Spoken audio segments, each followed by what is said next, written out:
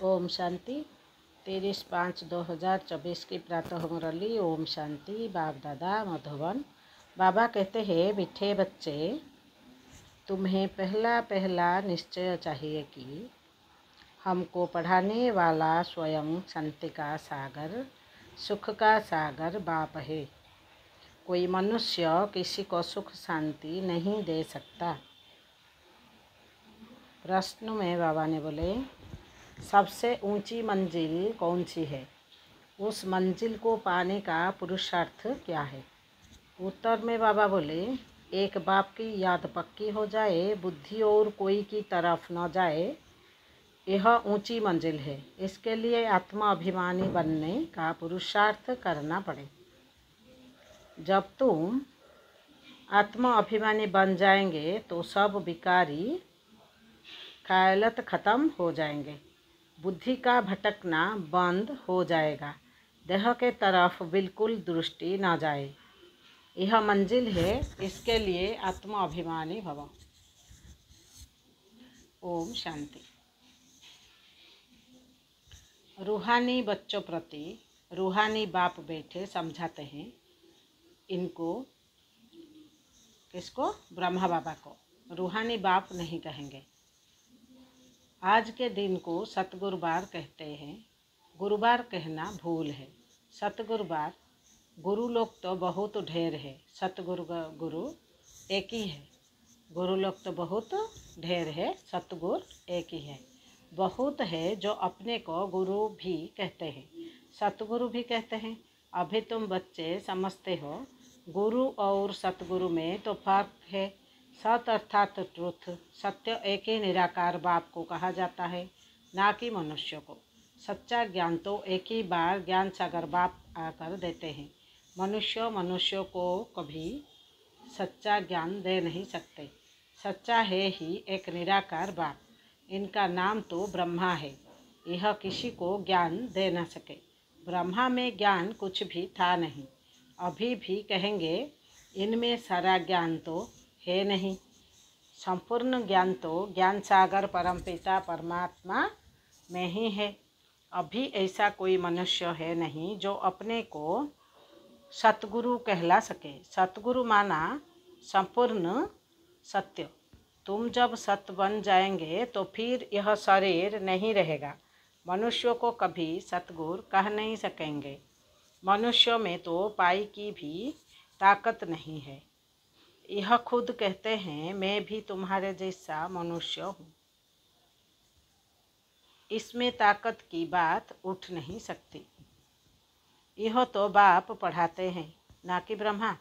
यह ब्रह्मा भी उनसे पढ़कर फिर पढ़ाते हैं। तुम ब्रह्मा कुमार कुमारियाँ कहलाने वाले भी परमपिता परमात्मा सतगुरु से पढ़ते हो। तुमको उनसे ताकत मिलती है। ताकत का मतलब यह नहीं कि कोई को गुस्सा मारो जो गिर पड़े। नहीं, यह है रूहानी ताकत जो रूहानी बाप द्वारा मिलती है। याद के बल से तुम शांति को पाते हो और पढ़ाई से तुमको सुख मिलता है। जैसे और टीचर्स तुमको पढ़ाते हैं वैसे बाप भी पढ़ाते हैं। यह भी पढ़ते हैं, स्टूडेंट है। देहधारी जो भी है वे सभी स्टूडेंट है। बाप को तो देह है नहीं, वह निराकार है। वही आकर पढ़ाते हैं। जैसे और स्टूडेंट पढ़ते हैं वैसे तुम भी पढ़ते हो। इसमें मेहनत की बात नहीं। पढ़ने समय हमेशा ब्रह्मचर्य में रहते हैं। ब्रह्मचर्य में पढ़कर जब पूरा करते हैं तब बाद में विकार में गिरते हैं।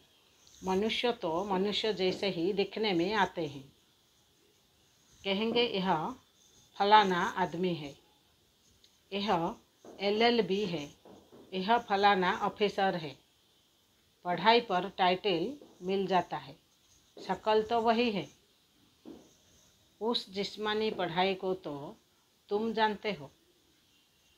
साधु संत आदि जो शास्त्र पढ़ते पढ़ाते हैं उनमें कोई बड़ाई नहीं। उससे कोई को शांति तो मिल नहीं सकती। खुद भी शांति के लिए धक्के खाते हैं। जंगल में अगर शांति होती तो फिर वापस क्यों लौटते? मुक्ति को तो कोई पता ही नहीं, मुक्ति को तो कोई पाता ही नहीं। जो भी अच्छे अच्छे नामी ग्रामी रामकृष्ण परमहंस आदि होकर गए हैं, वह भी सब पुनर्जन्म लेते लेते नीचे ही आए हैं। मुक्ति जीवन मुक्ति को कोई भी पाते नहीं, तुम प्रधान बनना ही है। देखने में तो कुछ नहीं आता, कोई से पूछो तुमको गुरु से क्या मिलता है, तो कहेंगे शांति मिलती है, परंतु मिलता कुछ भी नहीं है। शांति का अर्थ ही नहीं जानते। अभी तुम बच्चे समझते हो बाबा ज्ञान का सागर है और कोई साधु संत गुरु आदि शांति का सागर हो न सके। मनुष्य किसको सच्ची शांति दे नहीं सकते। तुम बच्चों को पहले पहले तो निश्चय करना है। शांति का सागर एक बाप है जो हमको पढ़ाते हैं। सृष्टि का चक्र कैसे फिरता है वह भी बाप ने समझाया है। मनुष्यों को कभी सुख शांति दे नहीं सकते। यह कौन? ब्रह्मा, उनका रथ है। तुम्हारे जैसा स्टूडेंट ही है। यह भी गृहस्थ व्यवहार में रहने वाला था, सिर्फ बाप को अपना रथ लोन पर दिया, सो भी वानप्रस्थ अवस्था में। तुमको समझाने वाला एक बाप है। वह बाप कहते हैं सबको निर्विकारी बनना है। जो खुद नहीं बन सकते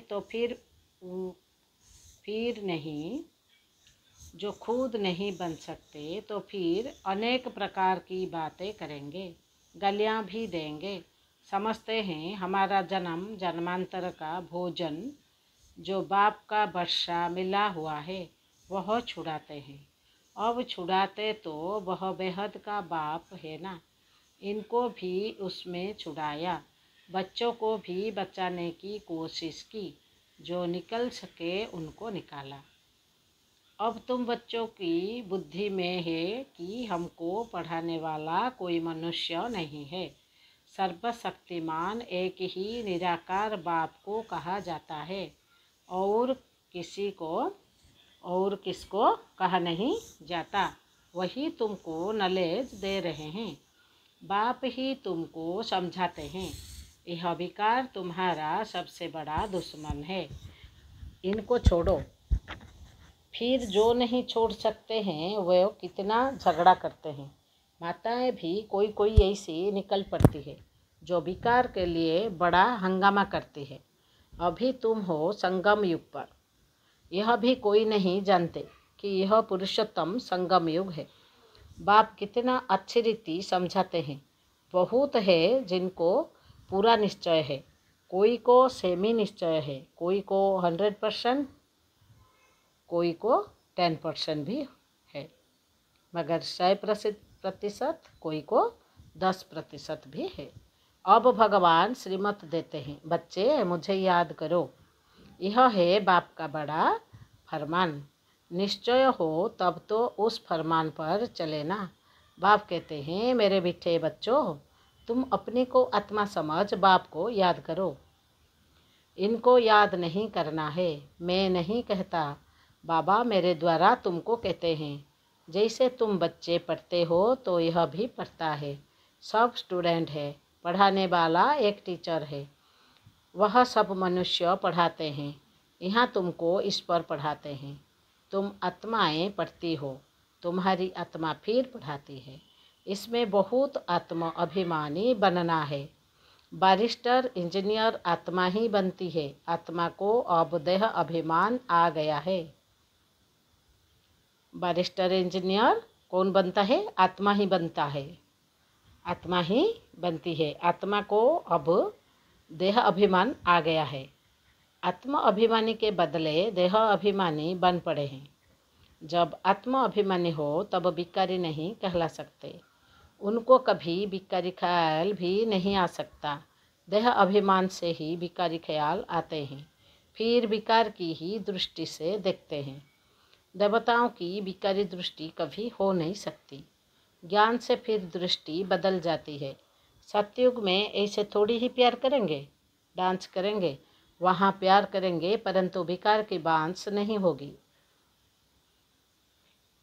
जन्म जन्मांतर विकार में गए हैं तो वह नशा बहुत मुश्किल उतरता है। बाप निर्विकारी बनाते हैं तो कोई बच्चियाँ बिल्कुल मजबूत हो जाती है। बस हमको तो पूरा निर्विकारी बनना है। हम अकेले थे, अकेले ही जाना है। उनको कोई थोड़ा टच करेगा तो अच्छा नहीं लगेगा। कहेंगे यह हमको हाथ क्यों लगाते हैं, इनमें विकारी बांस है। भिखारी हमको टच भी ना करे। इस मंजिल पर पहुंचाना है। तेह तारीफ बिल्कुल दृष्टि ही ना रहे। वह कर्मातीत अवस्था अभी बनानी है। अभी तक ऐसा नहीं है कि सिर्फ आत्मा को ही देखते हैं। मंजिल है। बाप हमेशा कहते रहते हैं, बच्चे अपने को आत्मा समझो। यह शरीर धूम है जिसमें तुम पाट बजाते हो। कई कहते हैं इनमें शक्ति है, परंतु शक्ति की कोई बात ही नहीं। यह तो पढ़ाई है। जैसे और भी पढ़ते हैं, यह भी पढ़ते हैं। प्यूरिटी के लिए कितना माथा मारना पड़ता है, बड़ी मेहनत है। इसलिए बाप कहते हैं एक दो को आत्मा ही देखो। सतयुग में भी तुम आत्मा अभिमानी रहते हो। वहाँ तो रावण राज्य भी नहीं। विकार की बात नहीं, विकार की बात नहीं। यहाँ रावण राज्य में सब विकारी है। इसलिए बाप आकर निर्विकारी बनाते हैं। नहीं बनेंगे तो सजा खानी पड़ेगी। आत्मा पवित्र बनने बिगर ऊपर जा ना सके। आत्मा पवित्र बनने बिगर ऊपर जा नहीं सके। हिसाब किताब चुक्त करना पड़ता है, फिर भी पद कम हो पड़ता है। यह राजधानी स्थापन हो रही है। बच्चे जानते हैं स्वर्ग में आदि सनातन देवी देवताओं का राज्य था। पहले पहले तो जरूर एक राजा रानी होंगे, फिर डिनास्टी होगी, प्रजा ढेर बनती है। उसमें अवस्थाओं में फर्क पड़ेगा। जिनको पूरा निश्चय नहीं वह पूरा पढ़ भी ना सके। जिनको पूरा निश्चय नहीं वह पूरा पढ़ भी ना सके, पवित्र बन ना सके। आधा कल्प के लिए पतित एक जन्म में 21 जन्म के लिए पावन बने। आधा कल्प के लिए पतित एक जन्म में 21 जन्म के लिए पावन बने। मासी का घर है क्या? मुख्य है ही काम की बात। क्रोध आदि का इतना नहीं। कहाँ बुद्धि जाती है तो जरूर बाप को याद नहीं करते हैं। बाप की याद पक्की हो जाएगी तो फिर और कोई की तरफ बुद्धि नहीं जाएगी। बहुत ऊंची मंजिल है। पवित्रता की बात सुनकर आग में जल मरते हैं। कहते हैं यह बात तो कभी कोई ना कही नहीं, कोई शास्त्र में है नहीं, बड़ा मुश्किल समझते हैं। वह तो है ही निवृत्ति मार्ग का धर्म अलग। उनको तो पुनर्जन्म ले फिर भी संन्यास धर्म में ही जाना है, वही संस्कार ले जाते हैं। तुमको तो घर बार छोड़ना नहीं है। समझाया जाता है भले घर में रहो, उन्हों को भी समझाओ। अब है संगम युग। पवित्र बनने बिगड़ सतयुग में देवता बन नहीं सकेंगे। थोड़ा भी ज्ञान सुनते हैं तो वह प्रजा बनती जाती है। प्रजा तो ढेर होती है, प्रजा तो ढेर होती है ना। सतयुग में वजीर भी नहीं होते, क्योंकि बाप संपूर्ण ज्ञानी बना देते हैं। वजीर आदि चाहिए अज्ञानियों को। इस समय देखो एक दो को मारते कैसे हैं। दुश्मनी का स्वभाव कितना कड़ा है। अभी तुम समझते हो हम यह पुराना शरीर छोड़ जाकर दूसरा लेते हैं, कोई बड़ी बात है क्या? वह दुख से मरते हैं। तुमको सुख से बाप की याद में जाना है। जितना मुझ बाप को याद करेंगे तो और सब भूल जाएंगे, कोई भी याद नहीं रहेगा। परंतु यह अवस्था तब हो जब पक्का निश्चय हो। निश्चय नहीं तो याद भी ठहर नहीं सकती। नाम मात्र सिर्फ कहते हैं, निश्चय ही नहीं तो याद काहे को करेंगे। सबको एक जैसा निश्चय तो नहीं है ना। माया निश्चय से हटा देती है, जैसे के वैसे बन जाते हैं। पहले पहले तो निश्चय चाहिए बाप में। संशय रहेगा क्या कि यह बाप नहीं है, बेहद का बाप ही ज्ञान देते हैं। यह तो कहता है मैं सृष्टि के रचयिता और रचना को नहीं जानता था, मेरे को कोई तो सुनाएगा। मैंने 12 गुरु किए हैं, उन सबको छोड़ना पड़ा। गुरु ने तो ज्ञान दिया नहीं, सतगुरु ने अचानक आकर प्रवेश किया। समझा? पता नहीं क्या होना है। समझा? पता नहीं क्या होना है। गीता में भी है ना, अर्जुन को भी साक्षात्कार कराया। अर्जुन की बात है नहीं, यह तो रथ है ना। यह भी पहले गीता पढ़ाता था, बाप ने प्रवेश किया, साक्षात्कार कराया कि यह तो बाप ही ज्ञान देने वाला है, तो उस गीता को छोड़ दिया। बाप है ज्ञान का सागर, हमको तो वही बताएगा ना। गीता है माई बाप, वह बाप है जिसको त्वमेव माताश्च पिता कहते हैं। वह बाप ही है जिसको त्वमेव माताश्च पिता कहते हैं।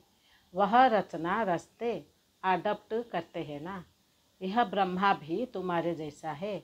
बाप कहते हैं इनकी भी जब वानप्रस्थ अवस्था होती है तब मैं प्रवेश करता हूँ। कुमारियों तो है ही पवित्र, उनके लिए तो सहज है। शादी के बाद कितने संबंध बढ़ जाते हैं, इसलिए देही अभिमानी बनने में मेहनत लगती है। वास्तव में आत्मा शरीर से अलग है, परंतु आधा कल्प देह अभिमानी रहे हैं। बाप आकर अंतिम जन्म में देही अभिमानी बनाते हैं तो मुश्किल वास्ता है।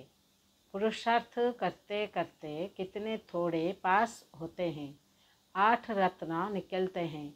अपने से पूछो हमारी लाइन क्लियर है। बाबा क्या बोलते हैं? अपने से पूछो हमारा लाइन क्लियर है। एक बाप के सिवाय और कुछ याद तो नहीं आता है। अपने आप को पूछने के लिए ने बाबा ने बताया, यह अवस्था पिछाड़ी में होगी। आत्म अभिमानी बनने में बहुत मेहनत है। अच्छा, मीठे मीठे सिकिलब्धे बच्चों प्रति माता पिता बाप दादा का याद प्यार और गुड मॉर्निंग। रूहानी बाप की रूहानी बच्चों को नमस्ते। धारणा के लिए मुख्य सार। 1 पॉइंट में ज्ञान से अपनी दृष्टि का परिवर्तन करना है। आत्मा अभिमानी बन विकारी ख्यालात समाप्त करने हैं। किसी भी विकार की बाँच ना रहे, देह तरफ बिल्कुल दृष्टि न जाए। दूसरा पॉइंट में बाबा ने बोले बेहद का बाप ही हमें पढ़ाते हैं, ऐसा पक्का निश्चय हो तब याद मजबूत होगी। ध्यान रहे माया निश्चय से जरा भी हिला ना दे।